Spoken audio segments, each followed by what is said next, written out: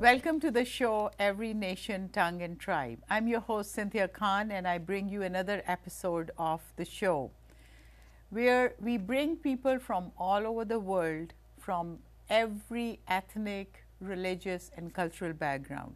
They share their stories, their challenges, and their joys with you. And I hope you will enjoy the show. Today, I have a guest with me who is all the way from India, and he will share his interesting story with you. I welcome Paul on my show. Welcome to the show, Paul. Hi, Thank you Cynthia. so Thank much you so for being much. here. Yes. Paul, tell us that what is your real name? I know Paul is not your real name, but now we call you by Paul. Yes. Actually, my name is Ramnarao Nannagari, and when I got saved, it used to be the custom in Chennai churches to rename ourselves. So I just attached Paul as my prefix. So now in church I am known as Paul Ramnarao, but when I work, my name is still the same, Ramnarao Nannagari. That's how my name is in my official records. Okay, what's your origin? Where were you born? What state of India were you born in? We come from Hyderabad in South India, and my forefathers, they are all from Brahmin background, and my great grandfather was an astrologer, and also he used to serve as a temple priest, and he also used to read palms and tell about people's present and past or future. He used to have that as an hobby, and my grandfather also carried it. And during our childhood, he used to say, "Show me your palms." He used to ask all of us. He used to have 12 grandchildren. I was the first. So he used to ask us, "No, and then show me your hand, show me." He used to tell us. So he would read your palm and tell you what's going to happen to you. Okay. And also he used to do astrology. We used to have a horoscope. They used to do all that. So my grandfather was proud of his cultural heritage, the fact that he was a Brahmin and he had a great father. But we didn't share his enthusiasm about his culture. We were like as normal. We used to like sports. We used to watch movies. So we were completely different from him. Yeah, because there was see how the culture changed, life changed, and the time has changed. Yes. You know, when we were growing up, we were different. Yes. And you know, our childhood was totally different Yes. from how we see children growing up and what things they do. You know, they are so much into computers and other things, and we didn't even have computer at that time. Yes. So, anyways, you were born and raised in Hyderabad. Yes. Now, and so tell us about your early life. That how was life in Canada? I'm sorry, in India at that time. Yes. Back when I was growing up, you see, my father died of typhoid when I was 7. So my mother got a job in his college. He used to be a botany lecturer. So my mother, she was not so qualified. She got some other job in the college. So we used to stay in a separate house from my grandfather's. So every weekends we used to shuttle between my house and grandfather's house, and we used to do some errands for my grandfather. He used to have cows, so we used to help him do his errands and feed the cows, provide water, like that. And we used to shuttle on and back and forth between my house and my grandfather's house. And my grandfather had 3 children, 3 sons plus 2 daughters. My mother was the first daughter. So back we were growing up, like we used to have everything, but there was a kind of coldness in our family. I mean, we couldn't have that intimacy. We did not know why at that time, but we didn't focus so much. And coming to my personal background, I was a very happy-go-lucky, carefree person. I never used to think about the future or what. I just used to think of the present moment. And I used to be very stubborn. I used to stick to my ideas, and nobody could force me out of my ideas. Right. And coming to my that's human nature, and most of us are like that. Yes. Coming to my religious inclinations, well, I never did share the enthusiasm my grandfather had, and I used to believe that I am by myself. I used to work hard and I used to make it happen or be successful, and no gods will help me. So I was not so much into believing gods, but I have to depend on myself. So I have self-dependent. And coming to my studies, I was an above average person. I used to get 70% in my studies, and I didn't have the concept of understanding in my childhood. I used to have very good memory, so I used to just memorize reproduce exactly line by line in my exams. So my understanding was more, it was more of a memory kind rather than understanding. Yes. And this is very common in our countries, yes, that yes. students there just memorize. Yes. And this is something that they think that this is what education is. Yes. I mean, now it has changed, but in my time when I was growing up, Yes. it was the same thing. You Yes. just memorize. Yes. But somehow, you know, I couldn't do that. I could never memorize. I Yes. had to understand it and write it in my own words. Yes. And coming to I used to love playing games. That was my hobby, playing games, all sorts of games, and reading books. And coming to my personal life, I noticed very early in my life that I had two weaknesses. One was that I didn't have sufficient confidence in myself, and second was I had inferiority complex. I used to think, oh, this guy can do it, but I cannot do it. This guy can run. This guy can get prizes in school competitions. I cannot do it. I cannot do this. So I used to put limitations on myself. It was like kind of a curse on myself. We say, self-proclaimed curse. So I used to think I cannot do it. I can do only this. I used to limit myself like that. So I used to think, how will I solve these two major flaws within me? I used to think, then I arrived at a solution. Oh, maybe the books I read, some book will help me to get cure for these two problems. So every year I used to think, this year I'll solve these problems. Like that I continued till my engineering first year. Wow. That was in 1992. I mean, every year I used to think like that, but it went on like that. I still had and you were reading books. Yeah, I used to read to solve this problem. Yeah, I used to think some book would help me to find a cure, like that I used to think. So back when I was in my engineering second year in 1994, I read a book about the power of positive thinking by Norman Vincent Peale, and he writes that Bible is the source of peace and joy, and man can live a positive life. And I grew up with negative thoughts all through my childhood. What's the name of this author?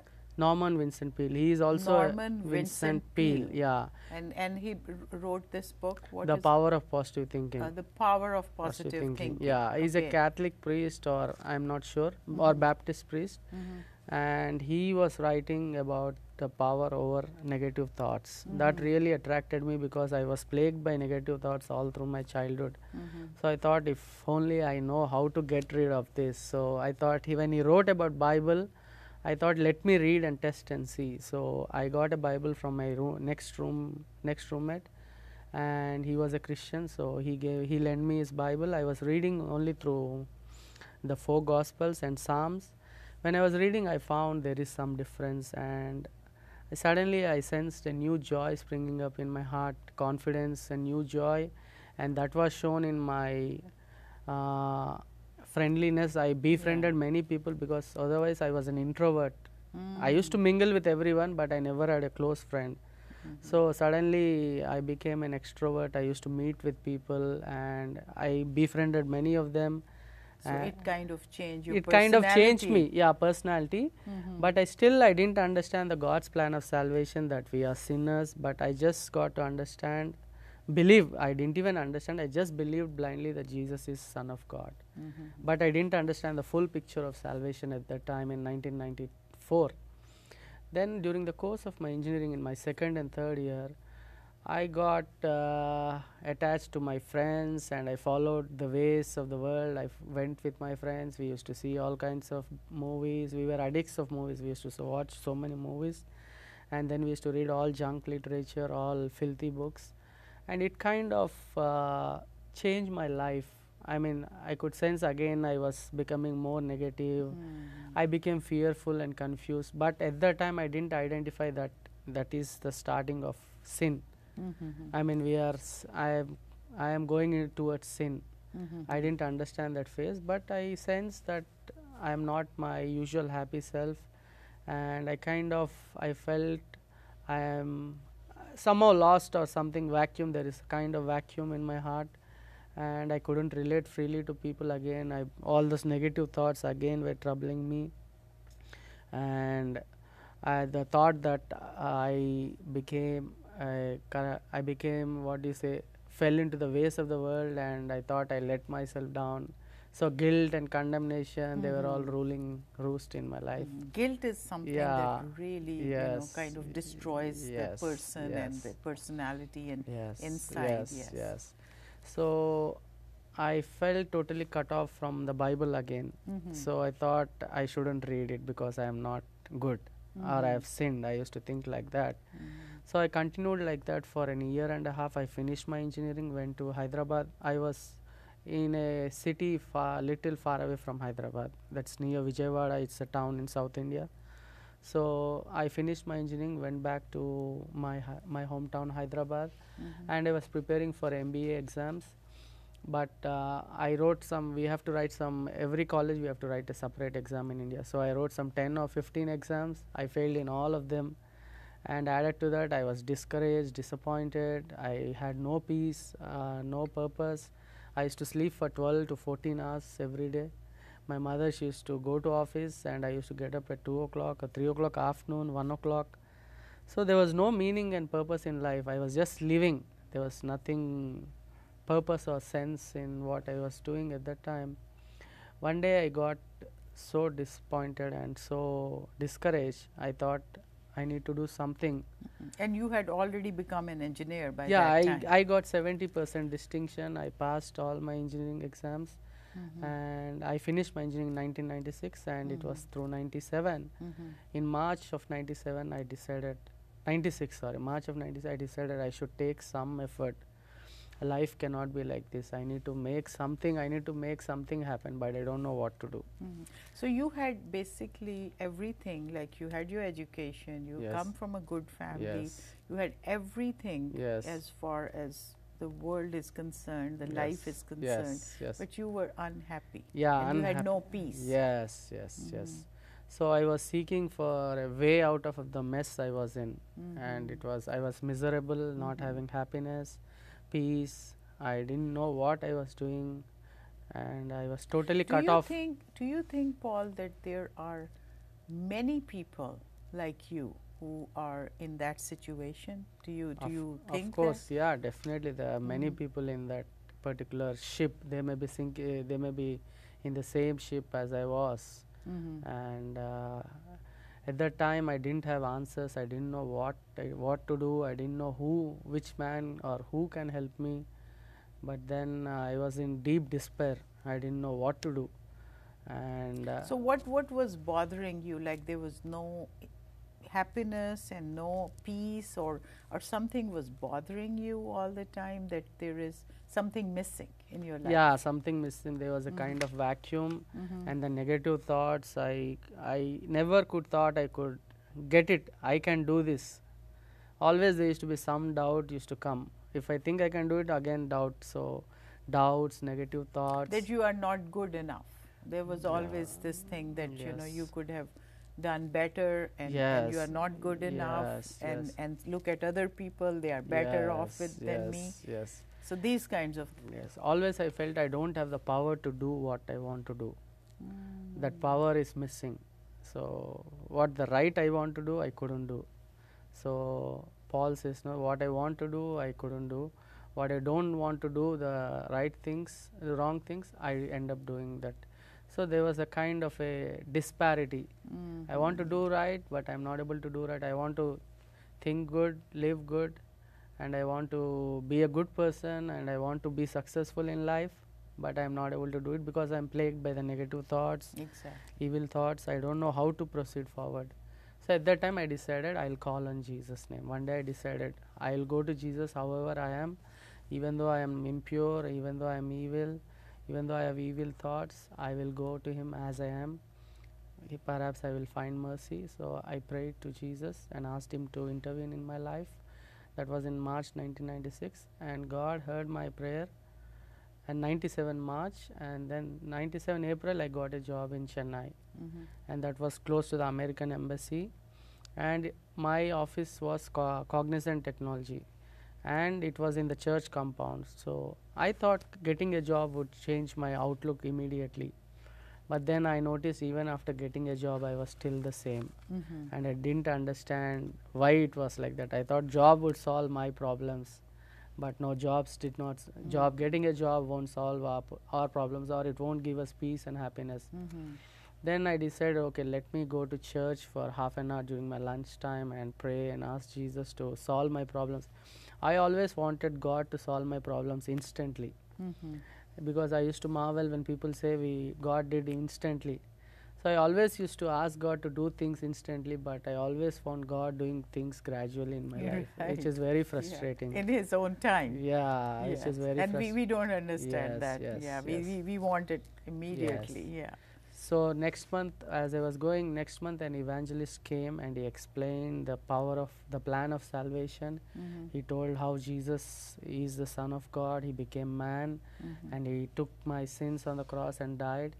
So immediately I asked Jesus to forgive my sins, and I accepted him as my Lord and Savior in 97 October. Then I started following him, and as I was following Jesus, I noticed that not only did he forgive me of my sins, but all through my life I grew up with a sense and with a feeling that I was not important, I was not worthy, and I am lonely. So I am rejected. That sort of rejection was there in my life when I accepted Jesus. I could understand through Isaiah 53, it says that he was rejected by men, and I understood that he bore my rejection so that I would be accepted by the Father. So slowly I started growing up in the gospel, in the word, and a lot of curses were in my life. I could understand there are generational curses as well as curses which we bring to our life, even financial curses. I used to have so much money, but I always find nothing is there in my hands. When I was reading through the Bible, it said that your purses have holes. That means there's a financial curse. So God delivered me from a lot of curses and lot of rejection, and He built me up slowly. He delivered me from fear and depression, and slowly, but my family, they became really upset that I believe in Jesus. They were fine with me believing in Jesus, but they did not want me to take baptism. So once I told them I took baptism, they sort of prevented me from going anywhere to church, like that. So then somehow they found out that you have become a Christian, or you are ready to take the baptism. Yeah, I took already. Oh, I took my baptism already okay. without informing them, because. But they found out that they were not. Yeah, happy. I told them. Okay. After a year. I told them I didn't want to keep it a secret. So I told my grandfather, and I told my family, and they were little shocked, but they prevented me from going anywhere to churches or anything. They used to watch me everywhere, where I am going, what I am doing.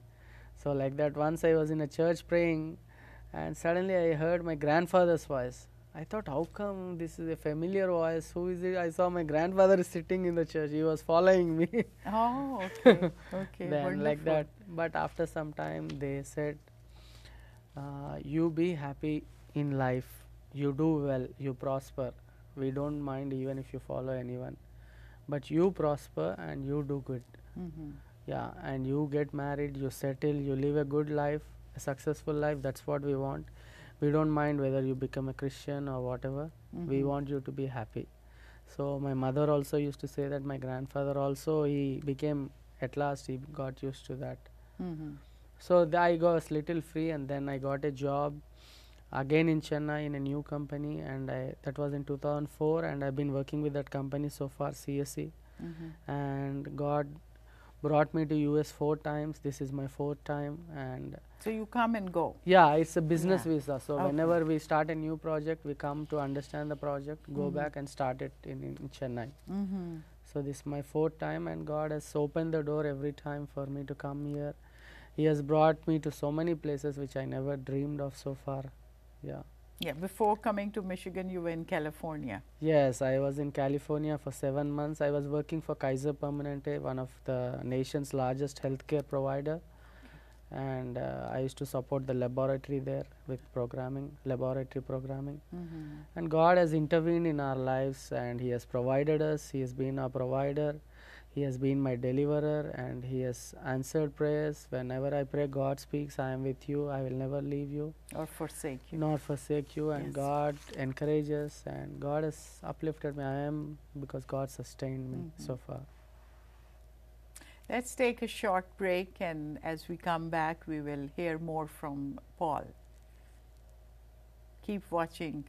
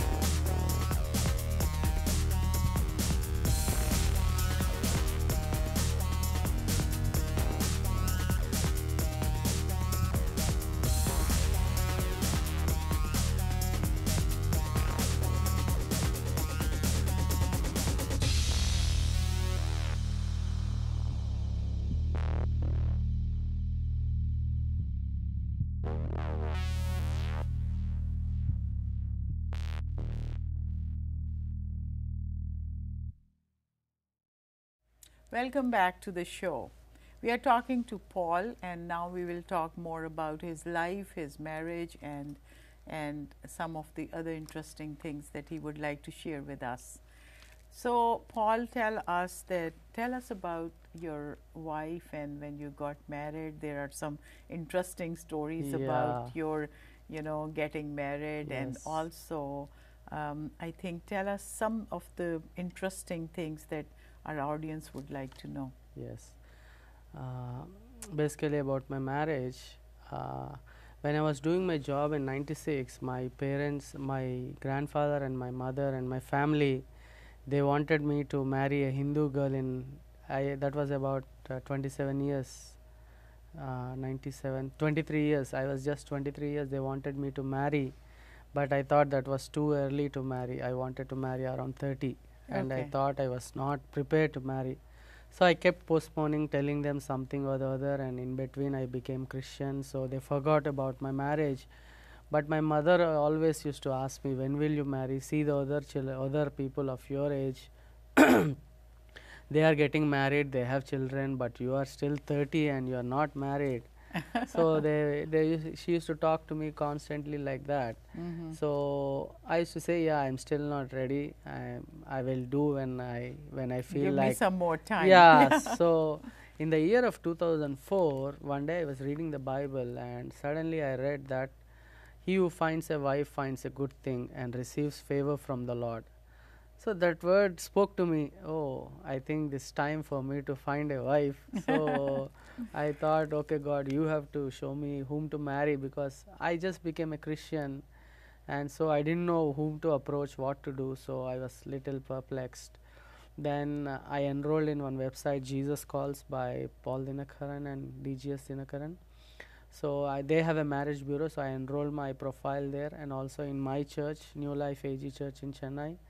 So I was praying, and one day I read Genesis 24 as to how Abraham sends his servant. So I was busy at that time, so I said, my friend, these are my expectations. I need a girl of 5'8" height, and she should know singing and like that, 2-3.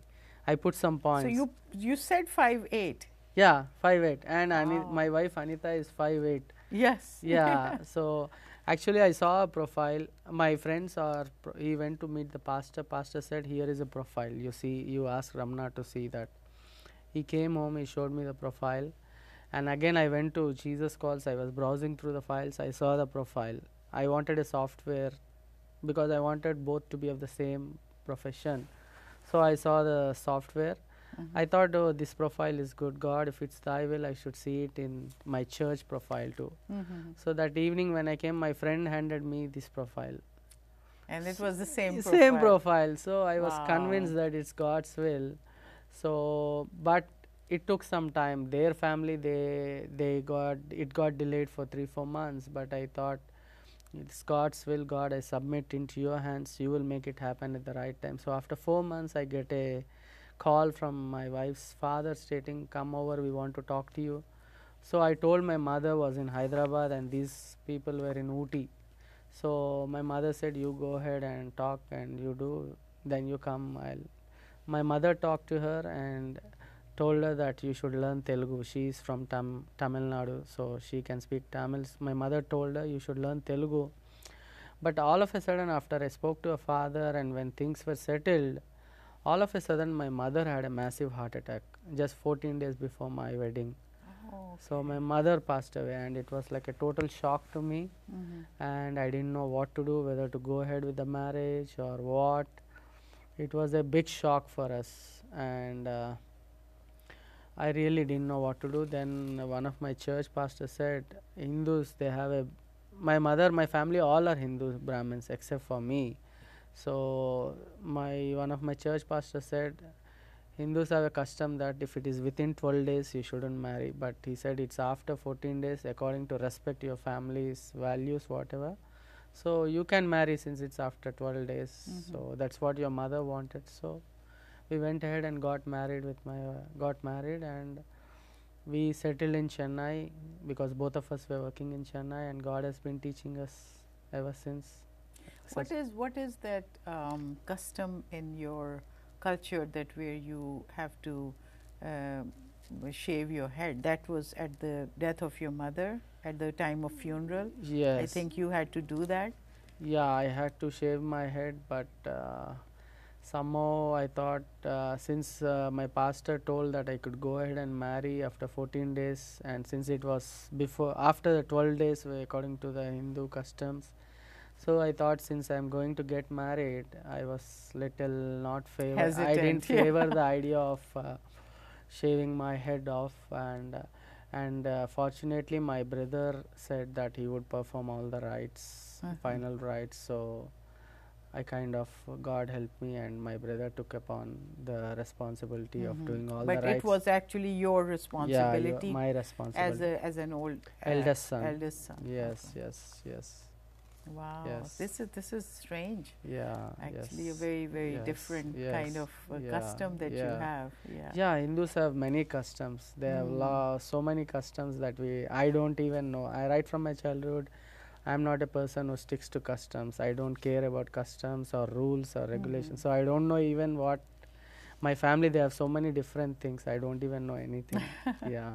Yeah, Yeah. there's so many things Yeah, that but different. That's the sometimes that's what all these different cultures are all Diversity. about. Diversity, and, yes. and cultural Yes, differences yes, are all yes, about. Yes. And I believe that God has made us different, all yes, of us. Yes. See, we come from all different backgrounds, Yes, cultural, yes, religious, yes. ethnic, Yes. different races, and that's what this program is all about. Yes, yes. Every nation, tongue, and yes, tribe. Yes. And that's why we bring people from all Yeah, over, so yes. they could share their interesting stories for our Yes, audience. yes. So, in the end, Paul, I would like you to, as a young man, as a successful career you have, you are married man, and what message would you like to give to those who are still seeking, they have no peace, they are still like kind of hurting inside, they are still don't have the answers they are looking for.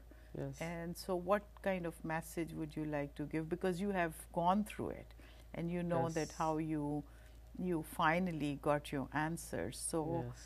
if you want to give a message, we would be happy for you to Yes. do that. Yes. Well, we all are seeking for an answer to our life problems, and we all have different problems of our own, and we all seek peace, and we all seek happiness and joy in life. I was also in that state, and knowing not what solution is there to life's problems, and perplexed by difficulties and sorrows, and I was really perplexed on all sides. I had health problems, I had relationship problems, I had unforgiveness, emotional. emotional. So basic, we all need forgiveness of sins, and that is the first thing we need to ensure that we are forgiven. And Jesus says that I am the way, the truth, and life, and we cannot go to God except Him, and only He can forgive our sins. So we need to ask Him to forgive our sins. Then we'll find our peace, joy, and love. And God leads us and guides us as He has guided me all these 15 years. And God will bless us and lift us up. Yes, only God can help us, nothing else can. And we can reach God only through Jesus. Thank you so much, Paul, Yeah, for your wonderful message and for your inspiring story that you shared with us. It was so nice of you to be here in the studios and for your time. And I hope that people will have heard your message and they are really inspired, and maybe they will also start looking for some solutions as you found solutions for your life. So thank you so much. Thank you. God bless you. Yeah, thank you. This concludes our show, Every Nation, Tongue and Tribe. We will bring you another show next time. Keep watching. God bless you.